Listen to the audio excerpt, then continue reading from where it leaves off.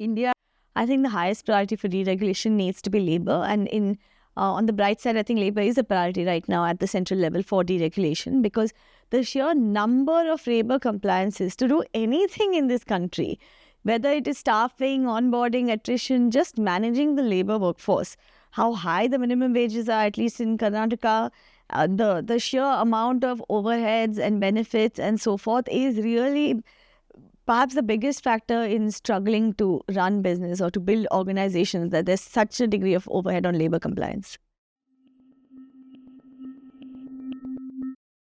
Tough to say what a better alternative labor regime could look like. Definitely one which is a lot simpler.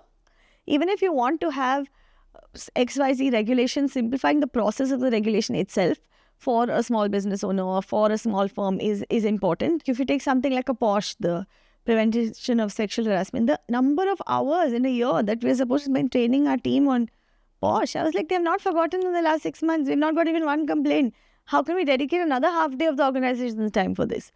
And, I'm really frustrated with Karnataka's brand new minted menstrual leave law, where they have just said that you have to give all female employees in the relevant age range 1 day of menstrual leave per month. That's 12 days a year. That is half a month of extra leave, right? 12 is a lot of days of the working days of maybe 24, 26 in a month. You're talking about half a month. That is a very big cost to employers. That is just bad policy. It may help the occasional woman who has severe dysmenorrhea, but arguably she could be using her casual and sick leaves. And it will reduce hiring of women, because women are now costing you so much more than a male employee. It will reduce salaries for women, because CTCs are now going to adjust, cost to company will adjust to the fact that you're giving half a month more of leave to this lady.